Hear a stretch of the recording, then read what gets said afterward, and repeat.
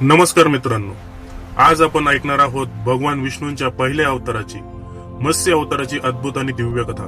ही कथा आहे सृष्टीच्या रक्षणाची, धर्माच्या विजयाची आणि मानव जातीच्या नव्या सुरुवातीची। खूप प्राचीन काळात सत्यव्रत नावाचे एक धर्मनिष्ठ आणि दयाळू राजा होते।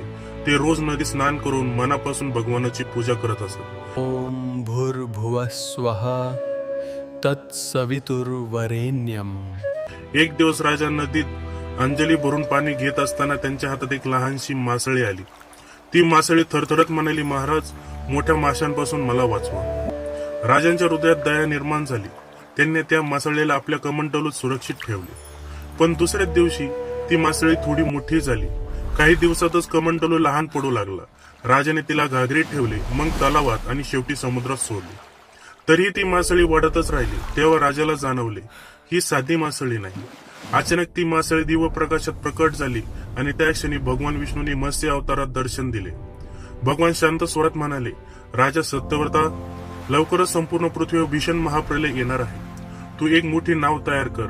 त्या नावे सप्तर्षी, सर्व प्राण्यांची बीज आणि वेद जतन कर। मी स्वतः तुला वाचवीन। काही काळाने आकाश ढगांनी भरभरून गेले। मुसळधार पाऊस सुरू झाला। नद्या, समुद्र, पर्वत सगळे पाण्याखाली गेले। संपूर्ण पृथ्वी जलमय झाली। तेव्हा राजा सत्यव्रत नावेत बसले। अचानक समुद्रातून मोठ्या शिंगाचा दिव्य मत्स्य प्रकट झाला। राजाने नाव त्या शिंगाला बांधली। भगवान मत्स्याने ती नाव सुरक्षित स्थानी नेली। या महाप्रलयात वेद वाचले, धर्म वाचला आणि मानव जातीचे बीज वाचले। प्रलय संपल्यावर भगवान विष्णूने राजाला आशीर्वाद दिला, तू पुढील सृष्टीचा मनू असशील। अशा प्रकारे भगवान विष्णूंच्या मत्स्य अवताराने सृष्टीचे रक्षण केले। हीच आहे मित्रांनो भगवान विष्णूंच्या मत्स्य अवताराची पवित्र कथा।